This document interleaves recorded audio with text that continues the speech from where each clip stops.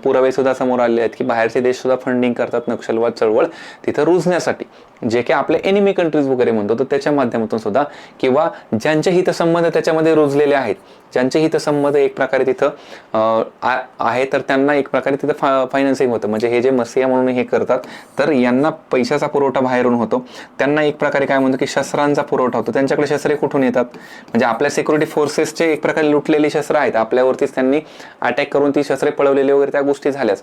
पण त्याच्या व्यतिरिक्त सुद्धा बाहेरून जे फंडिंग होतं, तर ते फंडिंगच समजा जर ब्रेक केलं, म्हणजे लक्षात घ्या, मग आपण समजा आपण म्हणलं की इथं काय केलं की ते जे फंडिंग होते, तर ते फंडिंगच समजा इथं काय केलं की एक प्रकारे ब्रेक केलं. तर ब्रेक केल्यामुळे काय होईल की एक प्रकारे त्यांचा जो रेड कॉरिडॉर मधला प्रेझेन्स आहे, तर तो प्रेझेन्स हळूहळू कमी होईल.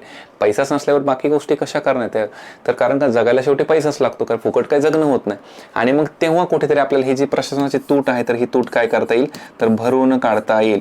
त्यामुळे लक्षात घ्या की उत्तर लिंक करताना आपल्याला काय काय टाकावं लागेल तिथं, की जे या चळवळीला फंडिंग होतंय, जे फायनान्सिंग होते बाहेरून, तर ते जर आपण ब्रेक केलं, तर काय होऊ शकतं की एक प्रकारे सरकारचा प्रेझेन्स आपल्याला वाढवायला तिथं स्कोप मिळू शकतो. म्हणजे उत्तराला आपल्याला कसंही फिरवता येऊ शकतं. कंटेंट तुमच्याकडे पाहिजे, प्रश्नात जे काय विचारलं तर त्यानुसार आपल्याला तिथं जाता येऊ शकतं. ठीक आहे. येस, समाधान डॉक्टरीन ऑलरेडी आपण पाहिलं होतं तो घटक.